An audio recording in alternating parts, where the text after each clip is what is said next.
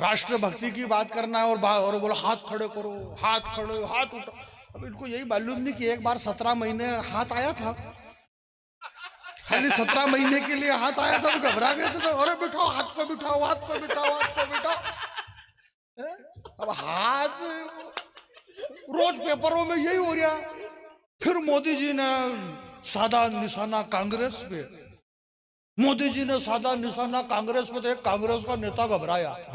बोले आप निशाना मत साधो, खाली इशारा कर दो, हम तो इधर एक भी हाल आए, निशाने की जरूरत नहीं पड़ रही। दौड़ा दौड़ा बिना इशारे से आ जाए, निशाने की जरूरत ही नहीं मोदी जी के निशाने की, क्योंकि मोदी जी का तो निशाना ही इतना तगड़ा है, अगले का निशाना इतना तगड़ा है, इतना निशाना तगड़ा अगले का आदमी को कि जो जब गुजरात से शुरू हुए, मुख्यमंत्री बने, सरदार पटेल स्टेडियम में कवि सम्मेलन करते थे, मोदी जी कवि सम्मेलन का आनंद लेते थे। जैसे आज आप सामने बैठे, ऐसे मोदी जी सामने बैठते थे, सरदार पटेल स्टेडियम में कवि सम्मेलन करते थे। राम कहाँ जा रहे हो? मेरे को क्या लेना देना, तुम 10 मिनट में आओ, ये तो मेरे को मालूम है कि 1 मिनट में आ ही जाओगे, क्योंकि आप जिस काम के लिए जा रहे हो उसमें 1 मिनट ही लगता है। इसमें कौन सी नई बात है, पर पूछना तो पड़े ना भाई, ये अपना धर्म है कि कहाँ जा रही हो, पूछ लो, अपने कोई दिक्कत नहीं। रात के अभी मान लो नहीं पूछे, ये 1:30-2 बज रही और कभी कुछ लफड़ा हो जाए तो कौन जवाब देगा? तो अपने को ये मालूम है कि रात की 1:30 बजे ये पीछे गया था, कोई लफड़े ही नहीं होंगे। सामने पुलिस थाना है कि 1:30 बजे क्या क्या हुआ और कौन कौन पीछे गए थे। वो 25 नंबर वाला, तो 25 नंबर वाला और राम दोनों पीछे गए हुए हैं। पूरी दुनिया में अपनी अकड़ रखो, पूरी दुनिया में अपनी अकड़ रखो, पूरी दुनिया में अपनी अकड़ रखो, 2 काम कम करोगे चलेगा, बस रघुनंदन की उंगली पकड़ रखो। वाह वाह, क्या बात है भैया, वाह वाह वाह, बहुत बढ़िया। क्या ऐसे बहुत सारे बढ़िया बढ़िया चीजें मेरे पास, ऐसी बढ़िया बढ़िया बातें करते, ऐसी बढ़िया बढ़िया बातें करते, तभी तो अपने को बाद में पढ़ाया जाता है। इनको मालूम है कि धनुष राम जी तोड़ेंगे, और राम जी के धनुष को बहुत साल पहले, 500 साल पहले, अभी कुछ भी नहीं है। ये आप क्या समझ रहे हो ये काम आज हो रही है? ये काम तो 500 साल पहले करके चले गए तुलसीदास जी। तुलसीदास जी ने 500 साल पहले ही लिख दी ये बात। तो अमित नाम भट कठिन कराला, आप सुंदरकांड पढ़ना, उसमें लिखा हुआ अमित नाम भट कठिन कराला। और बोले इसका क्या मतलब? मैंने कहा इतना ही भी मालूम नहीं है।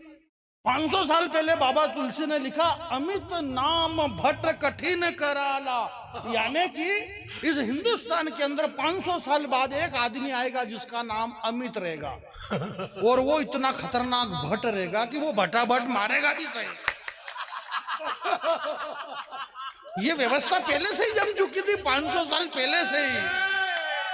अमित नाम भट, ये हम आज क्या कर लेंगे? आज कुछ भी नहीं हो रहा है। भगवान श्री कृष्ण ने कहा है कि सृष्टि पे जो भी होना है अर्जुन, वो सब कुछ फिक्स है, वो तय है। आप इस बात की चिंता ना करें मेरे भाई कि कौन रामलला के पास आएगा और कौन नहीं आएगा।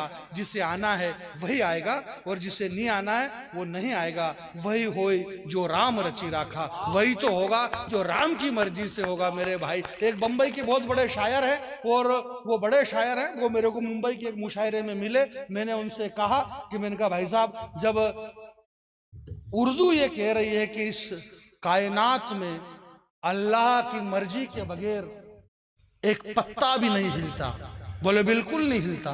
मैंने कहा जब अल्लाह की मर्जी के बगैर कायनात में पत्ता भी नहीं हिलता, तो आप ये मान लो कि ये जो भी हो रहा है मोदी जी बस उनकी मर्जी से ही हो रहा है, इसलिए आप कबूल करो, बात खत्म। भाई वही होए जो राम रचे राखा, राम जी की मर्जी नहीं थी इसलिए वो लोग नहीं आ रहे। उन्हें मालूम है कि राम आ रहे हैं, इसलिए वो नहीं आ रहे हैं, क्योंकि राम अकेले नहीं आते हैं। राम जब भी आते हैं तो राम के साथ में हनुमान आते हैं, और हनुमान जहाँ आते हैं वहाँ भूत पिशाच निकट नहीं आते हैं, इसलिए वो नहीं आ रहे क्योंकि साथ में हनुमान जी आ रहे हैं।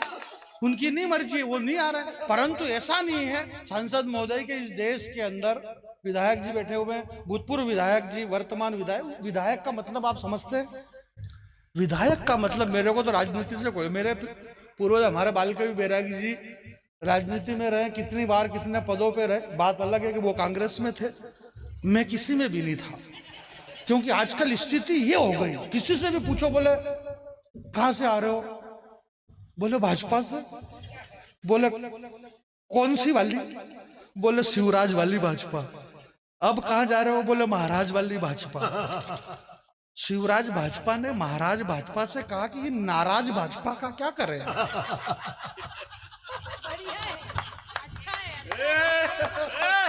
एक बात कहना चाहता हूं मेरे भाई, ऐसा कुछ भी नहीं है कि उस देश के अंदर मतलब खाली भारतीय जनता पार्टी वाले देश सेवा कर रहे हैं और देश को जोड़ रहे हैं।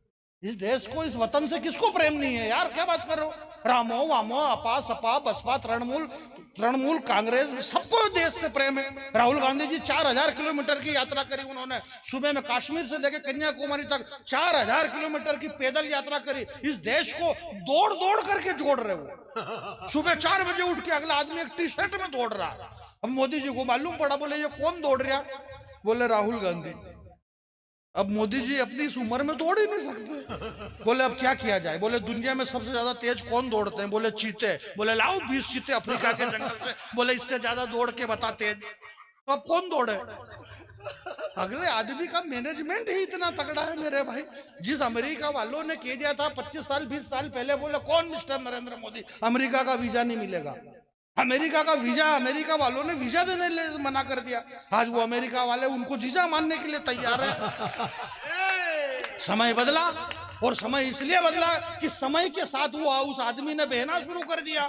बहुत सारे लोगों ने कहा, बोले यार ऐसा क्यों हो रहा है, ऐसा क्यों हो रहा है? मैंने कहा वो समय के साथ में बह रहा है, क्योंकि बाबा तुलसी ने 500 वर्ष पहले ये लिखा, श्री रामचंद्र कृपालु भजमन हरण भव भय दारुणम। गुरुदेव, ये बात तो एक महाकवि आदि कवि 500 वर्ष पहले लिख करके चला गया। श्री रामचंद्र कृपालु भज मन हरण, 500 साल पहले उन्होंने लिखा। नव कंज लोचन कंज मुख कर कंज पद कंजारुणम, यानी नव कंज लोचन, जिनकी आंखें कमल है, जिनके चरण कमल है, जिनके हाथ कमल है, शरीर का एक एक अंग जिनका कमल है। इतने सारे कमल 500 साल पहले अगला आदमी फीट करके चला गया। आप क्या कमल फीट, ये तो बहुत पहले से फीट है ऑलरेडी। उस कमल वाले रास्ते पे एक आदमी चला। जब वो एक आदमी चला तो उसके साथ में सब चले। श्री राम जी को लगा कि ये मेरे रास्ते पे चल रहा है, आप राम के रास्ते पे चलो तो सब कुछ हो जाएगा। क्योंकि कोई भी बड़ा आदमी अगर एक मैसेज दे रहा है, कोई बात कह रहा है, उसके पीछे जरूर कोई न कोई मैसेज रहा होगा मेरे भाई। बिना बात के तो कुछ हो ही नहीं सकता। इसलिए मनुष्य की जिज्ञासा जिंदा होना चाहिए। जिसकी जिज्ञासा मर गई वो मर गया। तो वो जो डिंगरा थी मैडम बंबई वाली, उसकी जिज्ञासा जिंदा। उसने कहा, बोले व्हाट इज दिस गोदड़ा? तो हमारे भैया ने कहा, बोले मैडम गोदड़े का मतलब, गोदड़ा एक ऐसा आवरण है। अब इनको श्रेष्ठ भाषा में समझाना, अब हमारे पास तो टुच्ची भाषा है, पर अब ये तो बड़े साहित्यकार है, तो इन्होंने श्रेष्ठ भाषा में सिखाया कि हे महामहिना, ये जो गोदड़ा है ये एक ऐसा आवरण है कि इस सृष्टि पे जो भी आया है वो इस आवरण से ही आया हुआ है। उसका और दिमाग खराब कि अगर इस दुनिया में सब इसी से आए, बोले ये इसी से आए हैं, अगर ये नहीं होता तो इस दुनिया में कोई भी नहीं होता। उसका और अगर ऐसा है तो फिर ये हमें अगर मिल सकता है क्या? बोले आप क्या करेगी, ये अकेले के काम में नहीं आता है, इसके लिए 2 जनों की जरूरत पड़ती है। इस सृष्टि पे जो भी आया है इस गोदड़े से ही आया हुआ है। मनुष्य की जिज्ञासा जिंदा होना चाहिए भाई। आदमी के अंदर जिज्ञासा तो होना चाहिए ना। ये मेरी माता बहन है, इनकी जो जिज्ञासा पीछे बैठी हुई है, इतनी सारी उठ के चली गई, और जो बैठी हुई है उनके अंदर आप उनसे जाकर के पूछो। इस सरस्वती के मंच पे, मैं भगवान भिल्लट देव के मंच पे खड़ा रह करके कह रहा हूँ, इसमें से कई सारी माता बहनें जितनी बैठी है गिनती की है, पर वो मन ही मन में सोच रही होगी, और उनके मन में सोचने निश्चित उनके अंदर ऐसी जिज्ञासा, ऐसे विचार आते रहे होंगे। तो ये जो 2 बहना है सगे के अलग अलग आई होगी, ये एक ही गांव के होंगे क्या अलग अलग आई होगी? ये आईने वाली की शादी हुई होगी कि नहीं हुई होगी? अच्छा इनकी शादी हुई होगी तो इनके पोरिया हुआ होगा कि नहीं हुआ होगा? भाई ये तो जिज्ञासा है। बहुत सारे लड़के सोचते होंगे बोले अकेली आई होगी कि कोई साथ में होगा इनके।